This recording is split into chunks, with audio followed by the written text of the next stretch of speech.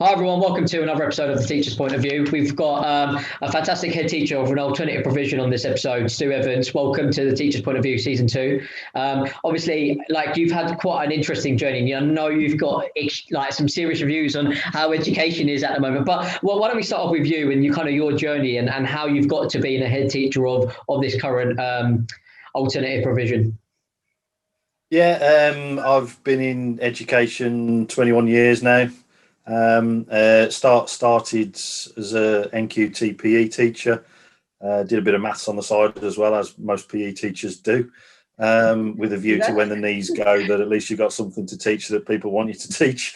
And very quickly able to build relationships through teaching. And I know you've got kind of the changing room and the football pitch and rugby pitch and cricket pitch and all of those to be able to do that. So it's slightly different to a classroom, but very quickly realised the impacts that relationships have on supporting pupils and getting them to work with you, to the extent that very early on in my career picked up a pastoral role as head of year, took those kids through, became a kind of Key Stage 4 specialist pastoral lead, linking curriculum, picked up alternative provision, and this was alternative provision, lead for alternative provision. This was kind of 13 years ago, 15 years ago, when it was kind of almost a little bit of out of sight, out of mind. Let's put them on alternative provision. If they get something, brilliant. If they don't, oh well, they weren't going to get anything anyway.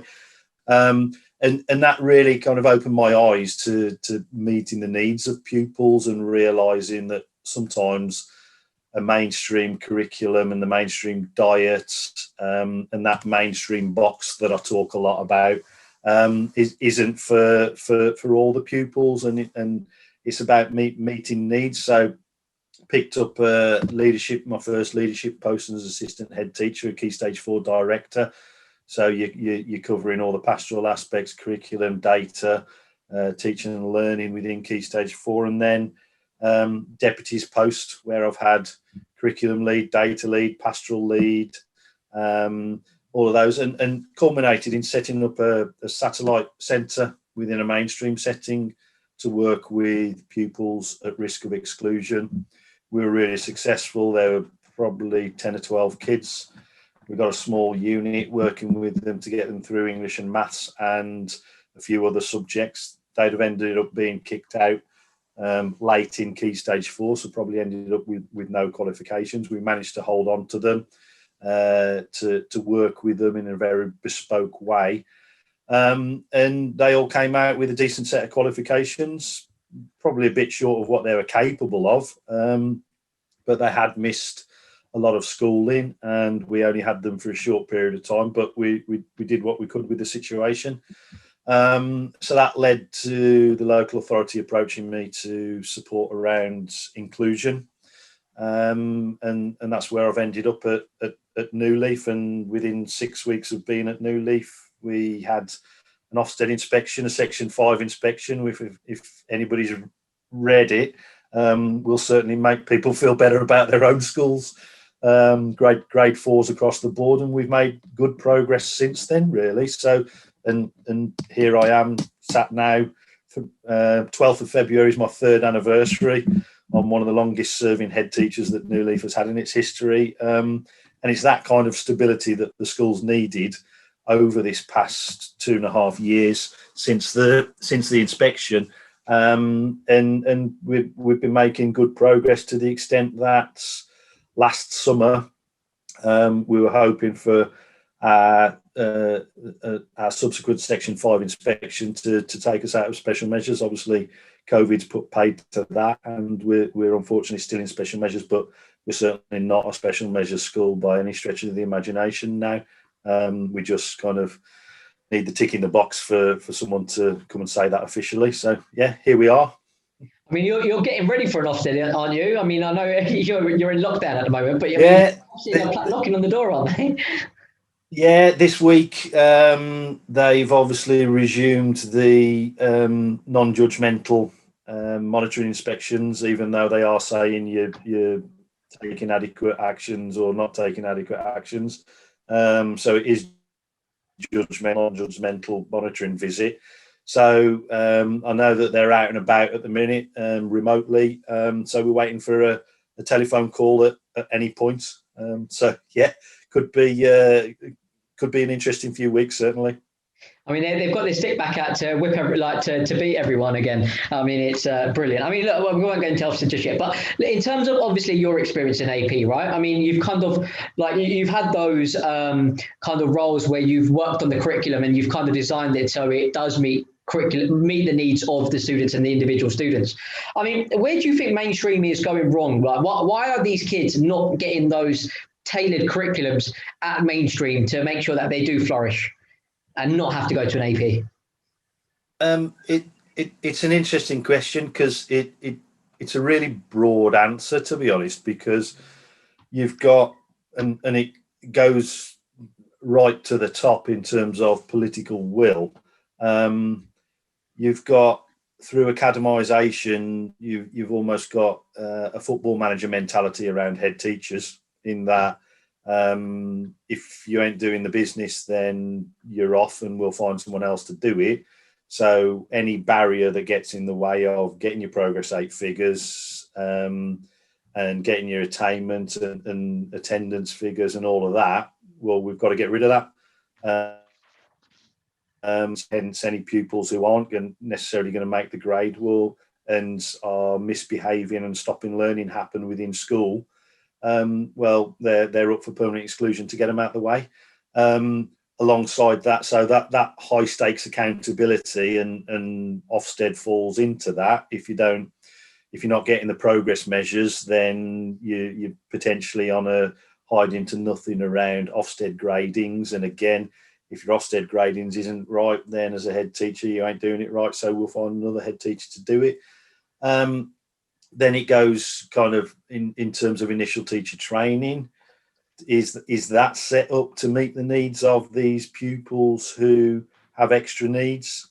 I don't think it is. I don't think it goes wide enough. It doesn't talks about relationships. So the ITT framework that came out in November talks about relationships, but there's no kind of basic neuroscience in there as to when a pupil is dysregulated, actually what's going on in their head and how can you manage that situation. And some basic training would be really beneficial in terms of ITT. So say I'm a history graduate, I've done a history degree, I'm doing my PGCE or whatever it may be, whichever route I'm taking into teaching. I'm with these people who's dysregulating.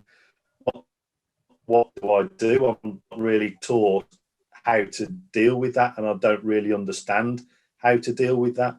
So I think that needs to be implemented in the ITT framework, and better training new teachers coming into the profession and supports in understanding that. And like I mentioned earlier, making that box, so that mainstream box, does my as a school, does my behaviour policy cater for every pupil, or am I actually setting pupils up to fail through my behaviour policy? So there's lots of things that we need to look at, and certainly curriculum is one of them. The focus around Progress 8 and Attainment 8 and the EBAC and all of those don't fit with a lot of pupils. A lot of pupils that we see want to get their hands dirty and want to go down the vocational route and be really practical. So why should we not let them do that?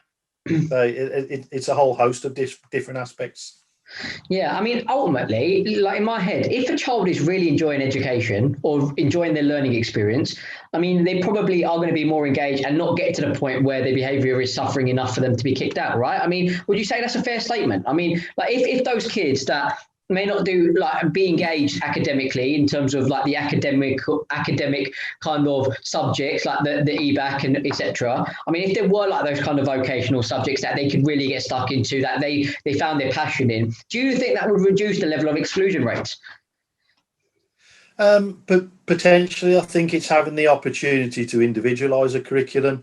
At the minute, it's very, it feels like it's a bit of a straitjacket to schools.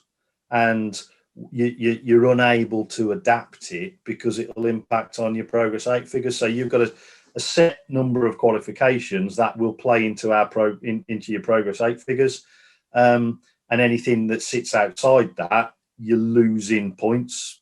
And so you're trying to shoehorn square pegs into round holes, and actually the square pegs might need a different hole to fit in.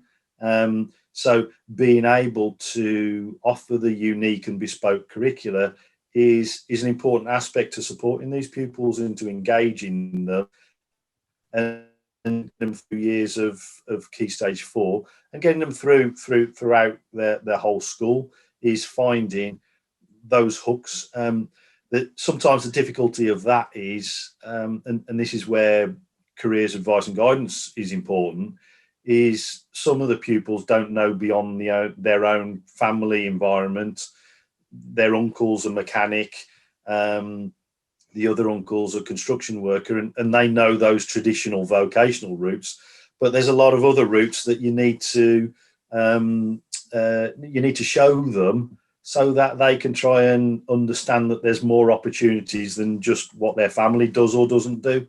So having that opportunity to be as broad as possible while still having value is really important. Yeah, for sure. I mean, ultimately, like those children that kind of come from those kind of employment backgrounds. I mean, it's like we go from one side of the spectrum to the other in some respects. Those kids that come from those kind of vocational backgrounds, so to speak, like those very skill-based employments, like in terms of manual labour or whatever, right? I mean, they go to school and all they're taught in some respects, in my opinion, and looking from the outside and being in an education system that I've gone through, I mean, it seems like exams are the be all and end all, right? So it's about passing exams, doing well with GCSEs, getting good A-level results, and then going to university, getting a degree, and then you're going to have a successful career. I mean, it's the biggest amount of rubbish I've ever heard, right? I mean, it doesn't work like that anymore. I mean, there's so many different industries out there that kind of want innovation, creativity for you to challenge ideas, for you to be personable, to be able to present, to be able to collaborate. I mean, like exam, you sit there in an hour and a half in quiet, right? It does not resemble the real world whatsoever. I mean, and what these children are being taught is that the only way to be successful is by passing exams that may not have any relevance to their interests. I mean, even those children that get 12 A stars, 8 of them, they probably hate those subjects, right? I mean, they're only going to ever pursue four out of those 12 subjects, right? So why are we putting so much pressure on these kids, on these teachers, on the system to like pass exams when actually like they might not even be like fit for purpose? Yeah, and it's interesting that the current situation is making people really think about what is the purpose of exams and what do we want to show that pupils are able to know and be able to do. So the skills and knowledge. Are exams essentially just a memory test as to what you've been taught and whether you can remember it? Because often what you often see is people teaching to the test.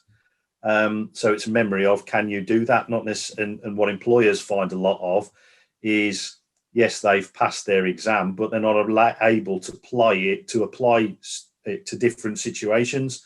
Applying their skills to different situations takes more than just a memory of a question and how to answer that question. And so it's really interesting, the conversations that are happening as to what do we want to show, what do we want pupils to be able to show this summer so that they can then progress. I mean, it's interesting you talk about A levels and university, because that's really personal to me. My son, he's just turned 22, and he started at sixth form, got a decent set of GCSEs, little bit below what he was capable of, but we were happy with them nonetheless. Went into sixth form, wasn't feeling sixth form at all. We'd kind of got sixth form and degree mapped out for him. And we saw an advert just driving past the local Porsche garage that was being built, and they were asking for apprentice technicians. And he was interested in cars, always has been. And so they wanted a CV. So we got a CV done, and he went for interview, sent the CV in, went for interview, got through, did his 4 years apprenticeship. He's now a qualified service technician with Porsche, and he's going through his Porsche silver, bronze, silver, and gold awards. So it's not just about A levels, and it's about knowing and understanding and giving pupils opportunity to see the different paths. And it was quite nice to see in the media people talking about not just having the university pipeline, because that excludes so many pupils Absolutely. from opportunities. And I think employers are embracing that it's not just about A levels, and that we've got all these different qualifications that show a worthwhile skill set that they can utilize and make the most of. Yeah, absolutely. I mean, I've got a lot of friends that run their own businesses, right? And I mean, in a big networking group with a lot of solopreneurs and entrepreneurs, right? And it's funny because a lot of them, when we have these conversations in terms of what we look for in candidates, not one single person says GCSE or A-level grades. Not one single person. Yeah. I mean, and not even degree. I mean, we actually had this debate about it, but majority of the people that I've got in my networks, nobody cares. All we want to see is a diamond in the rough almost. We want somebody that is got a bit of grit, somebody that's got something about them that can stand out from the crowd, regardless of what their grades are. I mean, the only GCSE grade, and I'll be honest with you, that I look for is a B in English GCSE as a bare minimum, because I want to know that they're literate and that they can read and write and they can write emails and liaise with people. But ultimately, that's all I care about. I mean, I just want to make sure that they've got the right attitude. For me, it's all about attitude. Unfortunately, an education system that doesn't, the current education system doesn't show that. It doesn't show if somebody's personable. I mean, do we need to start bringing elements of that in, or I mean, do we need to put more emphasis on the vocational subjects? Because subjects like BTEC have always been perceived as the subjects for those children that aren't as smart as everybody else, you know? So, I mean, is that a narrative that we need to change? Yeah, and it's interesting you're talking about that, because as well, and this isn't critical, you've thrown straight in there, they've got to have a B in English. So immediately there's mixed messages for the kids there. I know exactly what you're saying. You want them to be able to demonstrate that they're literate and numerate. Yeah. Is a B in English the only way for them to demonstrate that they're literate? Well, yeah. No, it's not actually. No, it's not. You're right. Yeah. But yeah, it is. There's some fantastic kids who show such certainly in our school and some of the contexts that the pupils are living in and working in. They're showing fantastic resilience, problem solving skills just in their daily lives, and to be able to capture that and move with that and be able to demonstrate that to future employers or colleges, whatever it may be, is a real essential, because there are highly competent children who are being missed because they're not hitting the grades. Yeah. And there's some really skilled practitioners and kids who mechanically are really skilled. They can look at different situations and read that situation and unpick it, but because they can't get that down on an exam paper, yeah, they're losing out. And so you're absolutely right. Those kind of vocational qualifications are really important. It's not just about that. It's I'm not poo-pooing the academic route either, because all of those different routes and that broad spectrum's got to be available to everybody for whatever route they want and they're capable of. Clearly, we want pupils to aspire to as high as possible, but there's different ways to get there. So yeah, you're quite right. It's all very well having 9 GCSEs at grade A star, but if you're mute and have no interpersonal skills, then you're not going to get past an interview for a role. So it's combining all of those, and what we do at New Leaf is really work on those interpersonal skills. We do a lot of personal development. It sits under our PSHE banner, but it's personal development and getting pupils to be able to talk with adults, to be able to interact with each other, to be able to sell themselves and be confident in themselves. A lot of them, their self-esteem is through the floor for a whole host of reasons. So we've got to pick that up and get them confident in speaking publicly, get them confident in talking to people that they don't know, get them confident at the moment in, no, I don't want to put my camera on. Don't worry, we're not going to point fingers on your camera. Everybody looks a bit odd on the camera. I'm looking at myself now thinking, oh my God, do I really look like that? But it's developing that confidence, isn't it? To say, well, this is new. Like this time last year, this was a whole new situation to all of us. Now I'm really confident talking to my laptop and a camera, whereas March last year, it was, no, I don't want to do it. I want to meet in person. But now, and there's efficiencies that have been created as a result of it. Yeah, absolutely. I mean, when I was exactly the same. Before I started the podcast, I mean, I used to just look at the top right corner of the screen because I wanted to make sure I looked all right. I mean, I always felt like I was never photogenic. And then, yeah, I mean, now I don't even like picking up the phone because you don't get that face-to-face interaction. So, I mean, it's crazy exactly how things change. Yeah, definitely. And we're all developing, we're all learning at the moment. And I'm certainly learning at a pace. And like I say, one thing that it has created is calls like this. I don't need to be driving around the borough to go to meetings. We can just dial into a meeting, have a meeting like this. You still do want the face-to-face personal contacts. But actually, you look at it, if it's just a meeting where we're going to sit going through a spreadsheet and updating each other, do I need to go to that place to go and do it? No, we can do it and just share the screen and get it done in 20 minutes rather than half an hour travel and 20 minutes on top of that. So, yeah. Yeah, I mean, even in some respects, you can probably do parents' evening now, which will probably be more efficient through like online as well. And it's absolutely all of that. What we're finding through our remote learning is that some kids really like this interaction. Some kids like the verbal interaction, but don't want to put their camera on. And that might be the circumstances that they find themselves in. I mean, I squirrel myself away in the study doing these calls because what I don't want is my 9-year-old running straight past me and shouting, "Daddy, Daddy, Mummy, Mummy." But some of them may well be embarrassed about their household and looking at the houses that they're in, which is why, and there's a whole host of reasons why people don't put the camera on. Mine's usually because I haven't brushed my hair or something like that. But it's really kids are brought into it in different ways. Some kids like the paperwork packs because they can work at it at their own pace without the pressures of the teacher going, do this, do that. They can do a little bit of research on it in their own time. So really this kind of remote learning has caused us to reflect and realise that it's a legitimate delivery method for us, for pupils who do have anxiety about coming into school and mixing with other pupils and other people. We can use it as a stepping stone to get in there.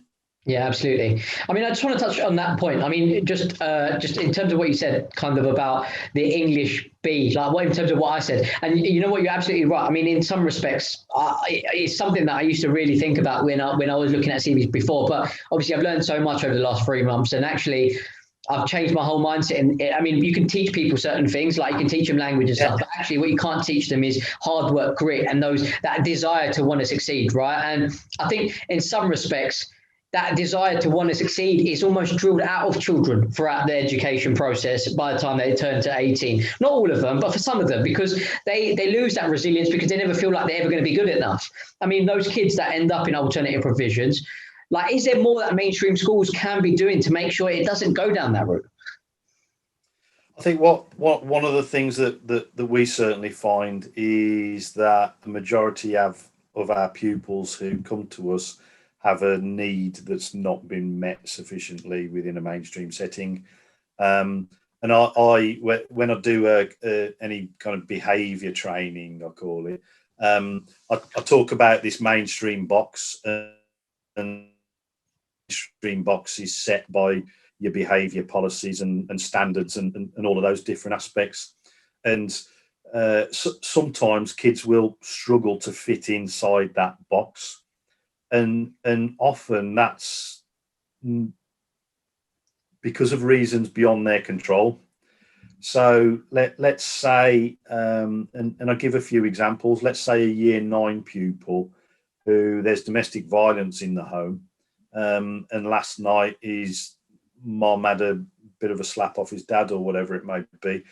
That year 9 pupil, all that's in his head is to get home and look after his mum. So he might walk in first thing in the morning and tell the person on the gate to F off. You can't tell me to do that. And they're turned straight around, sent back home on an exclusion. So actually that kid's got what they want, but they're missing out on education. Whereas if we unpick and try to establish why that kid's suddenly swearing, why that kid's suddenly really agitated and on edge and jumpy, and it's looking at the signs, because you can see pupils that are on edge and have got something worrying them, and because we see them every day, so we see those changes, and often quite small, minute changes. We can see that, and it's about unpicking that, rather than the fact that he's telling me to F off is him being naughty.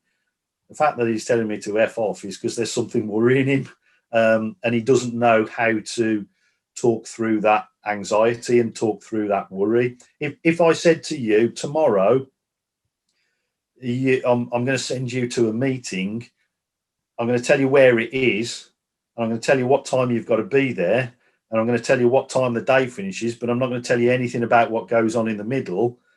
You'd probably have a sleepless night tonight about what I'm sending you into, and tomorrow morning you'd be a bit worried, you'd have clammy hands, you'd have an upset tummy, butterflies in your stomach. As an adult and an educated professional, you know how to cope with that. A bit of deep breathing, bit of rationalisation of the circumstances. If you think of year sixes going into year 7 and their first day in a big, massive secondary school, when they've been in quite a small, nurturing primary school, it's exactly the same. They don't know what they're going into. They're going to be told what's going to happen during the day, and they're going to be directed. Of course, they're going to be worried about it. Of course, they're going to be anxious about it. But the one thing that they're maybe not going to be able to do is express that anxiety and express that worry.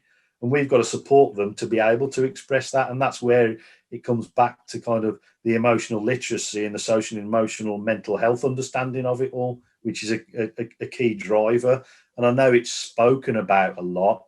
I worry that there's a lot of talk and tick sheet about it, but actually, does it get under the skin of the school population? Yeah, I mean, I question that too. I think it's a really important point, actually, because I think look, I know schools, right? They've got pastoral teams, and I know that they do have pastoral teams that work with students and the families. But actually, the level of coaching or the level of understanding and actual like psychology behind it. I mean, teachers aren't. I'm not saying it in I'm not trying to put teachers down, but they're not necessarily. They haven't trained for years to be able to deal with those kinds of emotions. I mean, do we need to? What do we need to do? Do we need to train teachers to be able to deal with it better, or do we need to get specialists in to actually help the transition? It depends whether you're including budgets in that argument or in that conversation or not. For me, there's a big training implication with the current workforce and any new workforce coming in to be able to understand and work with those pupils. There comes a point where a mainstream settings resources are exhausted in terms of supporting pupils, and actually some pupils do need a specialist provision. There's no getting away from that. But there's a lot of pupils who could be successful in a mainstream setting with the right nurturing provision, with the right learning environment, with the right support, the right understanding from teachers, from support staff. And it does go back to a training implication for them, and making sure that staff, and I go back to what I said earlier, basic neuroscience, what's going on in a pupil's head when they're dysregulating. Well, they're not thinking straight. So telling them to calm down, never in the history of anybody calming down has someone calmed down by being told to calm down. And it's those, and knowing what's going through that pupil's head.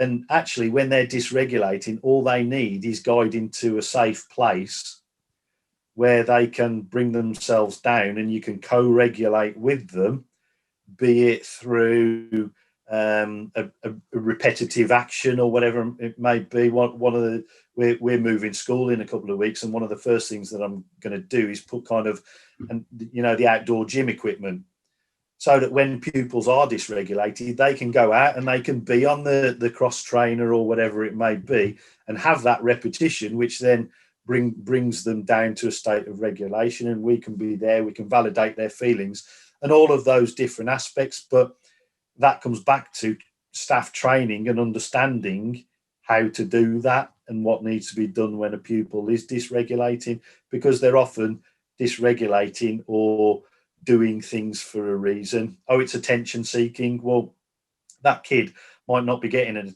any attention at home.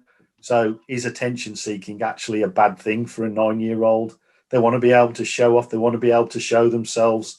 And part of it is going back to those skills that we were talking about earlier. If we can temper that so that they show off and show themselves in the right environments and channel that, then we're on to a winner with that kid already, because they're already confident to be able to display and talk in front of a class, not always appropriately, but if we can channel it to be appropriately, then brilliant. Yeah, I mean, that's a really interesting point, actually, because those children that don't get attention from I don't know, I mean, they don't get attention in general, right? And like all of they see their peers that might be getting those A's, those B's or whatever, and they're getting praises from the teachers, but all they get is negative reinforcement. I mean, ultimately, like you're going to want you don't want to just sit there as if like you don't matter, like you want to matter, right? So, I mean, it's very natural for a child to kind of act out if they're not getting attention in a positive way. I mean, it's negative and positive reinforcement in psychology, isn't it? I mean, ultimately, like, I mean, do we need to do better then? I mean, and forget that. I mean, yes, we need to do better, but is it down to schools if the right funding isn't given to them? Or do you feel like there could still be more done in mainstream? I think that funding is always going to be an issue, and we've come from, certainly in the 20 years that I've been in education, we've come from a wealth of resources and high levels of funding, and that's been reduced over a period of time to where we're having to scratch the surface and scratch around for resources. And I mean, people are saying that teachers are buying resources out of their own pockets. Yes, they are, but as far as I'm concerned, they've always done that. And that's not justifying a reduction in spending. But I think there's more that can be done within schools in terms of understanding the needs of pupils. Some schools do it really well. Some schools need support.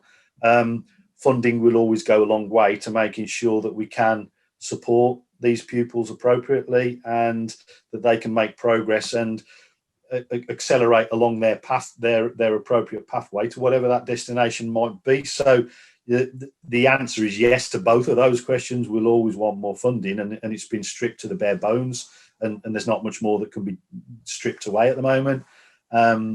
So yeah, we'll always need more funding, but there's more that we can do in terms of training, and that comes right from the start of a teaching career, the initial teacher training, as I've said, and supporting the current workforce, because teachers are willing, teachers need some support to work with these pupils.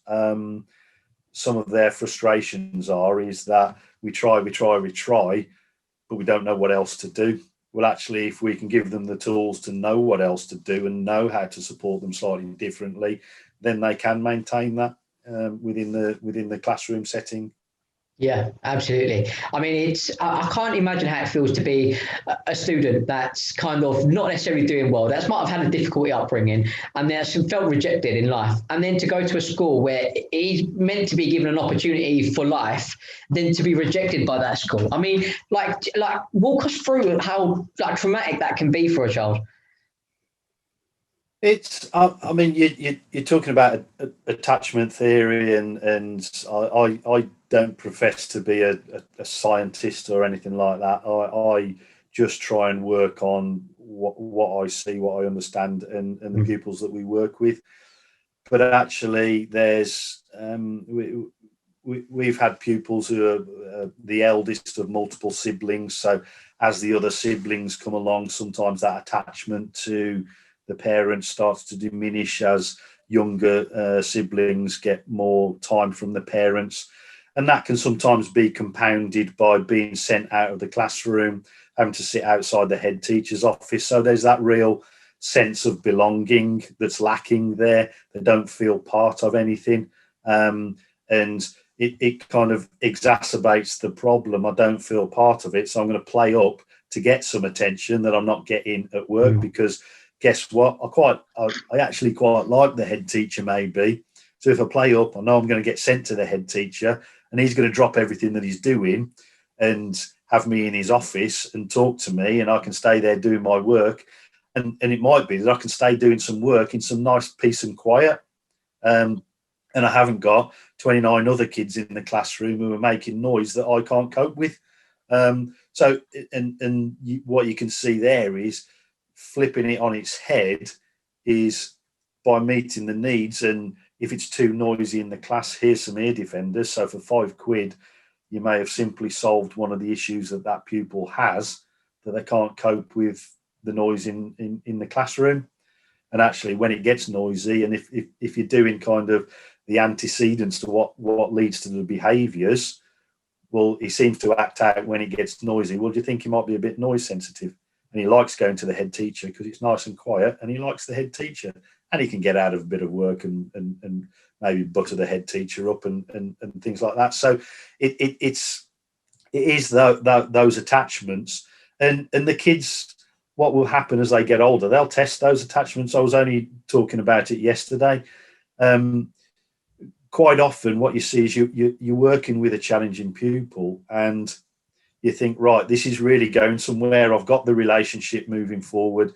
It's really positive, and then suddenly just crashes from nowhere, and you think, well, it was going so well. What the bloody hell's gone on there?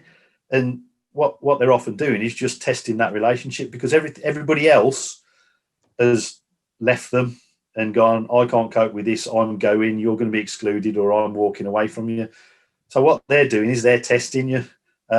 It's all been going really well, and they're getting a bit, they like it, but it feels a bit strange, and it feels a bit out of their comfort zone, and it feels like they're not quite in control. So they're going to test that. And by testing it and pushing back at you, they can be in control. And if you walk away, they can say, see, told you were going to walk away, and I controlled that because I made you do that, and you're like everybody else.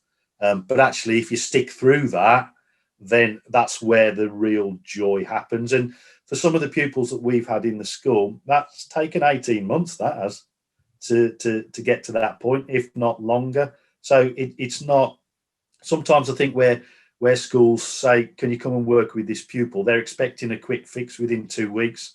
So within 2 weeks, well, he's still running out of lessons. Well, why is he doing that? You've been working with him for 2 weeks. Yeah, I've only been working with him for 2 hours a week for 2 weeks. So I haven't even built up the relationship and the trust with him yet. So it's realizing that actually some of this can take quite a long time. Yeah, I mean, it's crazy, because what you're talking about is a very relationship-orientated kind of approach, and a very student-centered approach. But unfortunately, what we have in the mainstream system is a very exam-centered approach and very high-stakes accountability approach, right? I mean, it often kind of takes you away from actually developing children on an individual basis, and it doesn't help that you've got such large classroom sizes compared, how many students are in a class with a teacher. I mean, it's a difficult one, because some of these teachers don't have 18 months to let a child disrupt their mainstream class because the other 29 children are going to get affected. I mean, how can you work around that in a mainstream school to make sure that you aren't leaving that child behind? I think it doesn't have to be an either or. You can get exam success by having positive relationships with pupils. Yes, we've spoken about high stakes accountability, but I look at some of the really successful teachers that I've worked with who have got exam results and have got exam results out of some of the most, and got, I'm not just talking about just scraped an exam, they've got really high grades in exams. And what they've done is exactly what we're talking about. is supporting that pupil, is building the relationships, and the pupils realise that that teacher cares about them and that teacher's invested in them. Because at the opposite end, what you do is, I've seen some teachers who I wonder whether they actually like kids or not, and they don't get the relationships, and they've consistently got problems. The difficulty with some of those is that they leave one school and they carry on doing the rounds, unfortunately. But that you can have really positive relationships and really work well with pupils and meet the high stakes accountability. So it doesn't have to be mutually exclusive. I think the high stakes accountability can be a difficulty in maintaining that longevity of support for the pupils, and where actually we're only seeing incremental steps with this pupil, and it needs to be quicker because I've got an exam result to get out of them, and my head teacher is going to be saying, well, why is he a grade below where his target grade is from his key stage 2 sats, which come from his key stage 1 sats. So it's that trade-off. They're not mutually exclusive, but done well and done with understanding, empathy, and real positive relationships, kids do respond to that, and I've seen it. So it is that understanding pupil needs and caring about the kids and showing that you care by taking time over your lessons, by adapting your lessons, differentiating your lessons to meet the different needs of all the pupils. And that's not just around ability wise, but it's around what makes them tick. It's around the fact that actually the kid over there is a young carer and he's been up since 5. So he might need a little bit of time in the morning just to get his head together, and get into the swing of learning. And it's suddenly what you're showing the kids there is that you're bothered by them, you're listening to them, you're respecting them, you're understanding them, and that you want to work with them. And for the most part, every kid that we've done that with has given that back to us. But I mean, why can't that just be the way education system is? I mean, like it drives me insane, Stu, right? Well, I mean, there's still some head teachers out there. I mean, I've spoken to someone this week that is literally still hell-bent on standing in front of a classroom and she believes that every single child learns the same way. I mean, you can stand there in front of a classroom and teach every single child the exact same way. I mean, if that was the case, why isn't everybody getting A's? You know? Like, I mean, yeah, I mean, everybody's development. We had I've come across a pupil who mom was a heroin addict while she was carrying him, and so developmentally he's significantly lower than behind his cohort. He was a year 8 pupil, and you can kind of see it. You're a year 8 pupil. Act like a year 8 pupil. Yeah, why are you doing that? Year 8 pupils don't do that. You should act like a year 8 pupil. Well, actually, developmentally, he can't, because he can't understand the concepts that you're trying to put across to him, because developmentally, he's only that of a 7-year-old. So he can only act like a 7-year-old. Now, you work with him to bring him up to that standard, but it's that understanding, and the one size doesn't fit all. I think we've established that throughout the conversation. But it'd be interesting to see, and excuse me, that box that I keep referring to, clearly within that head teacher has got their mainstream box, and this is how it is. I bet that there might not be many exclusions now, but I bet historically there's been quite a few exclusions in trying to establish that mainstream box, and there may have been what I class as social engineering. So you kind of change the clientele over a period of time that suddenly fits inside your box, and the kids that don't fit in find themselves outside the elsewhere. yeah, Outside the box. But schools who are tuned into trauma-informed practice, attachment, and all of those make that box bigger and are happy to have those work with those pupils, and that's the difference between it. because what may not be said is what's gone on previously to get to that point. And it's interesting, kind of COVID lockdown, COVID restrictions. Yeah, every kid in row facing the front, teacher sat at the front, and there's a certain irony about that, of going back to Victorian teaching ages when the chalkboard and what have you was at the front. I'm old enough to remember chalkboards, sadly. Yeah, I mean, it's I just think, like, in the 21st century, where we actually pride ourselves in individuality and creativity and being different, and you're allowed to have a personality now, whereas you probably weren't as much 50 years ago. I mean, if you go to Shoreditch in East London, right, in central East London, like they have walls with graffiti on it, and it's actually called street art now, you know? I mean, you're allowed to wear jack-ups with white socks, and you're not going to be taking the mick out of, like, to be that's just taking it a bit too far for me. That is. But do you know what I mean? White socks. No, sorry. Individuality is actually encouraged, right? I mean, but what we're trying to do is actually turn everybody the same and think that everybody works in the same way. I mean, education should be kind of bridging the gap between between school and the workplace. And actually, I think that it's probably going the opposite direction in some respects. Not for all children. Like, some children will always do well in the current system, but for a lot of children, they're falling through the cracks, and millions and millions of children are getting forgotten about every single year because of our systemic failures. Well, one of the things that we obviously work hard for is engagement. Lots of the pupils that come to us have been engaged from education for a significant period of time, and we work towards the national curriculum like every other school, and we've got the curriculum statements, and quite often it can be that the teacher looks at the curriculum statement and says, right, this is what they've got to learn. What activity can I do that meets that statement? And actually, it can quite often be quite a dry, dull activity. We flip that upside down now, and what I'm saying to my staff is, right, think of a really engaging activity, and we're doing topic-based learning. So we think of an activity that's going to get the pupils excited, that's going to get them engaged, that the teacher's going to enjoy delivering as well. And actually, what learning can we extrapolate from that activity? And it might be in the food technology room, and I tend to use that example a lot. In doing food technology, you can bring science out of it, you can bring English out of it, you can bring maths out of it, you can bring history, geography, you can bring design and technology, you can bring art out of it. There's loads of stuff that you can bring out of a food technology lessons. All our kids love food technology.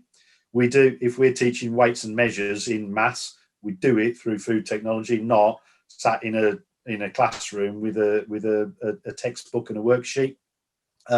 Because generally they learn it, and what they're able to do is apply it in different situations. Whereas sat with a worksheet, they might struggle to apply that in a food technology room.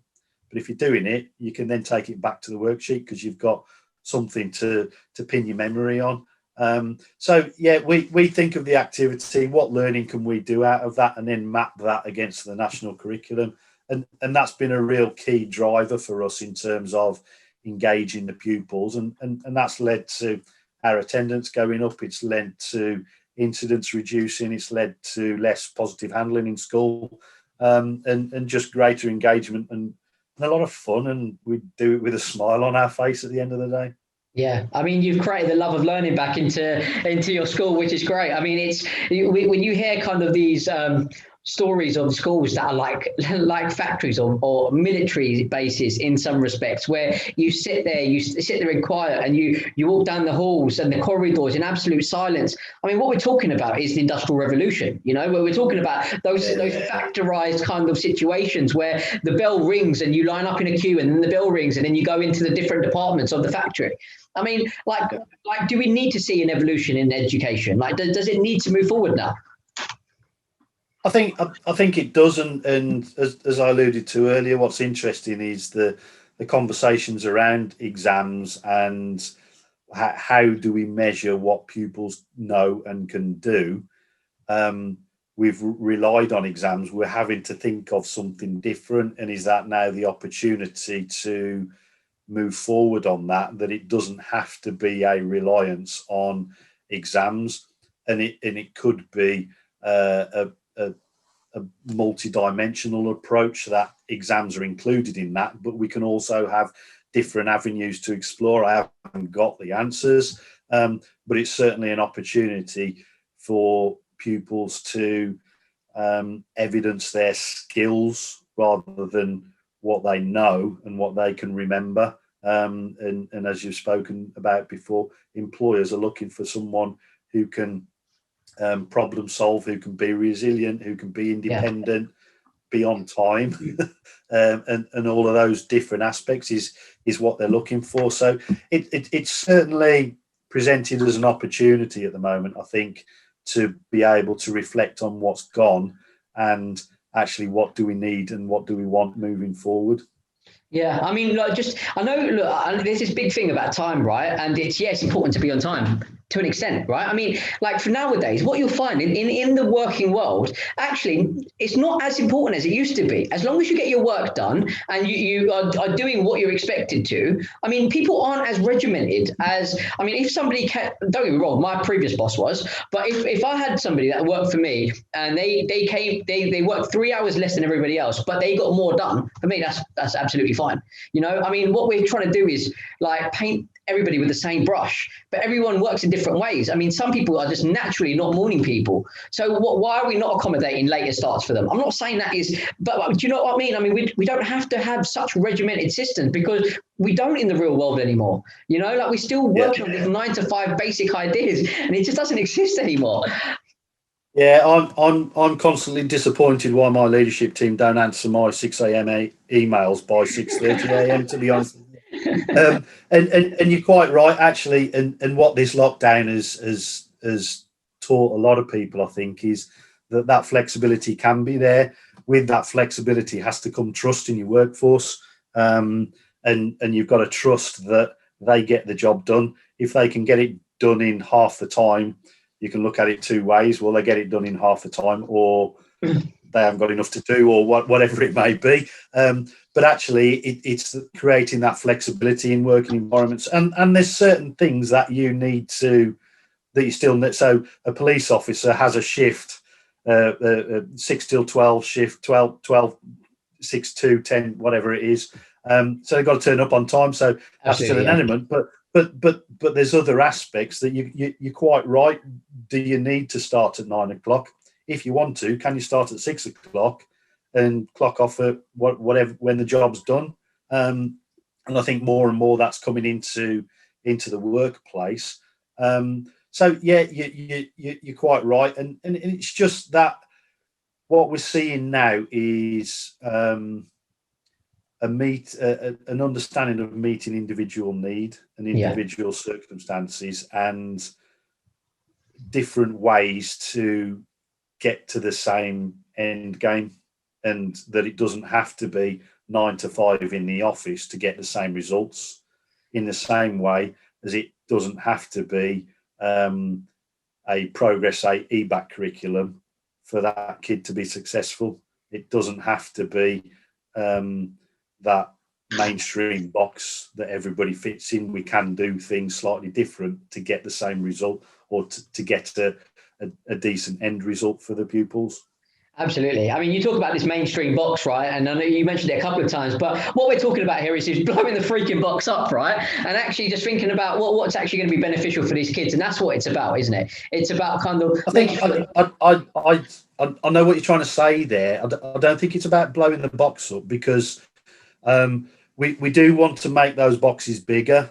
But there comes a point, especially with highly complex pupils, where they do need specialist provision, because there comes a point where the resources within a mainstream setting are exhausted, and actually they do need a specialist provision and do need specialist support. So I don't think it's about blowing the box up and not having the box there, but it's about making that understanding bigger so that we can fit more kids into that mainstream setting. That's the key to it for me. Yeah, fair. I mean, what I mean by the mainstream, like blowing the mainstream box up in some respects, is actually what I mean. This box in my head is just this big restriction around education. Like, I mean, it's like this big, like touchable box, right? And it's like this big bubble. It just keeps us like in this confined space, and it doesn't allow us to actually think what is going to actually evolve education to make sure it is more inclusive. And I appreciate what you're saying. I mean, some kids are going to need that extra attention to the way that they are, the way they are, and the way that they learn. And maybe some mainstream schools can't obviously offer that. That's absolutely fine. I understand that. But at the same time, there's probably more that can be done to make sure that we do everything we can to make sure that they are given the right chances to get through the mainstream system, right? Yeah, I mean, you look at it, and you've spoken quite a bit about creativity and knocking the creativity out of children. And actually, if you look at kind of how teachers lead in the early years, and it's learning through play and Lego therapy and lots of, I'm showing my complete ignorance around this, but it is that learning through play, expression, individualization, independence, and all of those different aspects. And gradually that gets taken out to the point where it's very regimented, and these are the subjects that you're going to do. You're not allowed to deviate from those. Whereas actually, if you want to go and play in the sand and in the mud kitchen and explore and understand and all of those different aspects, that just gets watered down the further through education. And if we can keep some of those explorative principles in education moving forward, then I think pupils are going to be more resilient, are going to have a greater understanding of the opportunities that are available to them. And some of those principles are really, and we work to some of those principles in our school with some of the pupils. Some of our key stage 2 pupils are still learning through play, and we weave it in, and it goes back to that activity-based stuff and pull the learning out of the activity. We're playing with them, but they're learning at the same time. Yeah, which is great. I mean, even just simple things like obviously you've got computer science computing in secondary schools, secondary mainstream. I mean, in secondary schools in general. But why are like the majority of like sort of teenage boys have a PlayStation or an Xbox? Why are we not using like an opportunity to kind of get them to like open up an Xbox or a PlayStation and get them to completely rebuild it? I mean, that is like learning through it, like actually get like physically doing something, right? I mean, that's not just learning theory, it's actually practically building something. And that is going to be so much more if somebody's going to go into a computing like sort of field or an industry. I mean, surely that kind of experience is going to be irreplaceable. Yeah, absolutely. And I think we're missing a trick somewhat. We've got loads of kids who are into DJing and beatboxing and whatever that type of youth culture is into now. As a nearly 50-year-old bloke, I'll leave that for you to talk through that, TJ. But we've got kids who are into that. We've got kids who are into the Xbox, PlayStation, all of those. And it's so if my PlayStation goes wrong, can I pull it apart and put it back together and fix it? So engineering from that context, and it's not the traditional GCSE engineering, but it's still engineering, and it's still science, physics, and all of that. The music technology, the DJing, the producing, all of those different aspects. It's not having to, and I know GCSE music isn't just about Bach and Beethoven anymore, but it's creating the opportunities for them to go into a recording studio, to create music, to set up a business as an entrepreneur and sell that and distribute that. Sure. So it's all of those different avenues that we want them to have the opportunity to explore without being constrained by that the accountability measures. Yeah, absolutely. I think there just needs to be kind of a little bit more give than just take, I think, from these kids. I mean, we kind of sometimes I feel like we need to come to their level. I mean, it's so much like, I mean, those traditionalist educators, they will be like, well, we're the teachers, they're the children, and that's the bottom line. But actually, like you show someone respect, they will give you respect back, right? Not because out of fear, because they genuinely respect what you have to say. And in my opinion, like, I would rather have a good relationship with someone I feel I can kind of get on with and that actually cares about me, and I'll feel more morally obliged to actually listen to what they've got to say, opposed to somebody just listening to somebody out of fear, because behind their back, you'd be saying all sorts, right? So, I mean, I just hope we can transform education to actually make it more inclusive, mate, to be honest with you. I think now's the opportunity, and a few people are realising through the exams that there's an opportunity to have a look about, well, come the end of 5 years secondary schooling, 6 years primary schooling, so 11, 12 years of schooling, what actually do we want to see from these kids, and what do we want them to take on, and what do we want the next stage of their life to be, and having all of those different pathways that are legitimate pathways are really important. Absolutely. I mean, if you could ask for one change by the end of this year, and that you feel would be a significant improvement to the education system, I mean, what would you wish for? I'd go back to the training element for staff to develop that understanding of how to work with pupils who need that extra support, and that's through initial teacher training and kind of support training for the current workforce, because that would address a lot of the, I'll call them issues, but it would meet the needs of a hell of a lot of pupils who are currently being excluded from mainstream settings. I mean, it's all good those children, those like trainee teachers getting trained that, but if they go into a school where you have a traditionalist head teacher that just doesn't buy into like what you're teaching, I mean, does it have to start from the head teachers too? I mean, do they need to kind of be better equipped with the right information?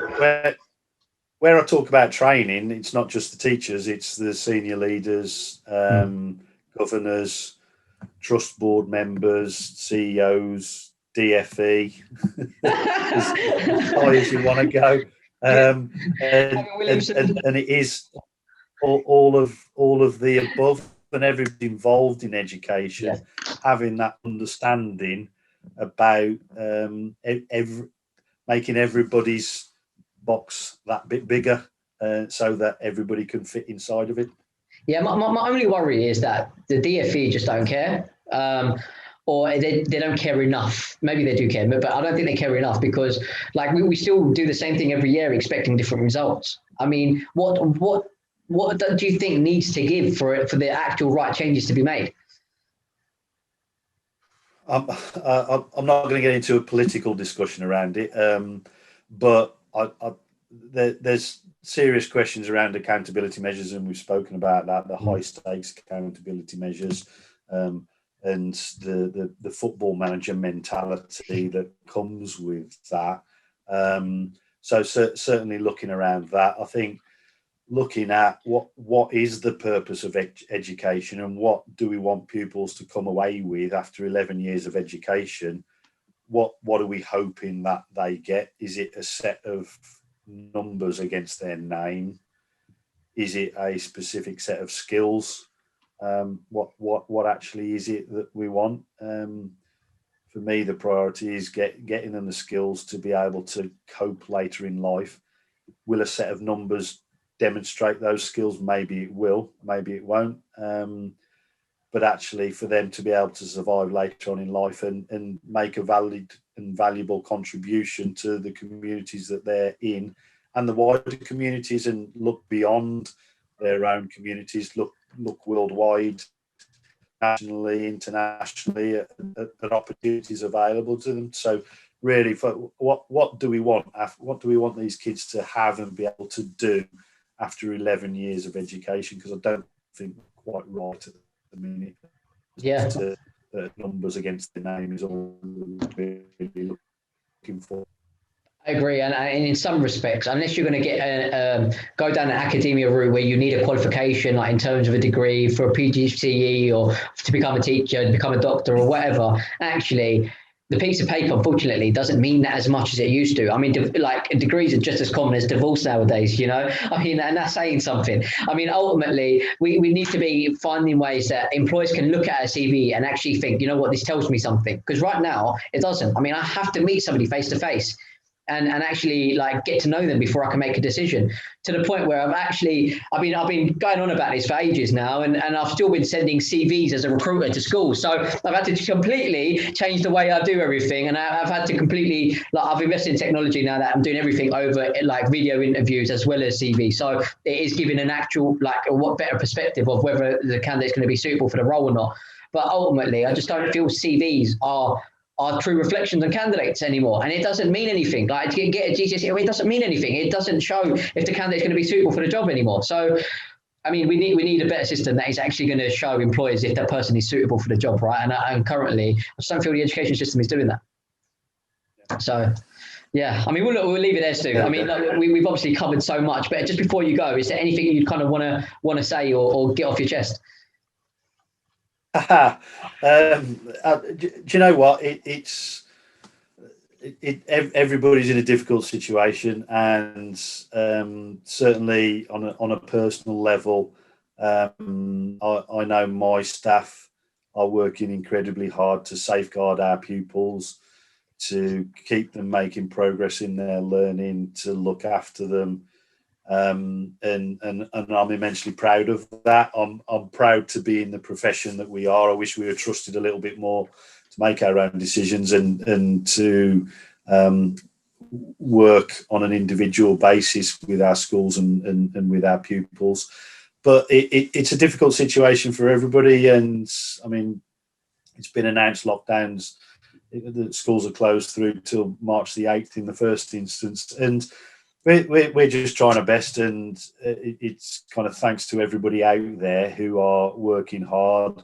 People like yourself, TJ, who are kind of making noises about getting this right. And it'll be a bit of time before it gets right, but hopefully we can get to a position where we're doing it right for all the pupils out there, and not just a select few, shall we say. So, yeah, we'll all keep banging the drum and making the noises, and hopefully we'll get somewhere. I feel like this banging of the drum is getting louder, you know. I mean, I genuinely feel more people are jumping in, and it's starting to become a bit of an orchestra. And I genuinely believe that. I mean, look, there's something that Colin Goffin said to me. He said, like, they might have the guns, but we have the numbers, and it doesn't matter if they've got the bullets, right? If we've got the numbers, eventually they're going to have to back down, right? I mean, we only have to look at what the unions did a couple of weeks ago to show the impact of what unity in the profession can actually do. I mean, I just, like, in an ideal world, I'd love 2 DFEs, one for the traditionalists, one for the 21st century, and anybody that is actually. I think the one thing in terms of the DFE for me, and this is the most political I'm going to get about it, is actually I do feel, and I think I said it when we were on the last podcast, is for the DFE to be a cross-party service department, because what we get is whoever's in power has a different agenda, and we're just constantly moving the goalposts every 4 years, 8 years, whatever it may be. And to have cross-party agreement on what the future of education looks like, and something that we can work towards for a long period of time, and not just for the next few years and then it changes again, is really important. So that would be kind of the political aspiration that I'd be looking towards. Yeah, I agree. I mean, I think that's the problem, isn't it? We have an education secretary that changes every 18 to 24 months, and they put money into different things, and actually they think about what's important to them in education. And the curriculum goes from 20 pages to 250 pages, you know, and I mean, it just keeps getting bigger and bigger, and we keep expecting more from teachers, give them less funding and get them to do more work. And it's just a vicious cycle, and it feels like we're hamsters on a forever spinning wheel, doesn't it, in some respects? And it's like something's got to give. Something's eventually got to change, and I feel like if we keep banging on the drum, we should make enough noise to hopefully get people thinking, at least, you know. Fingers crossed on that one. Are you going to conduct the orchestra? Definitely not, but I'll definitely do something. I'll make some noise from the crowd. But yeah, look, I mean, but Stu, look, we'll leave it there. And thanks for coming on and sharing your views. And everyone that's watching, thanks for watching. No problem. Good to speak to you, TJ. Thanks a lot. Appreciate it, Stu.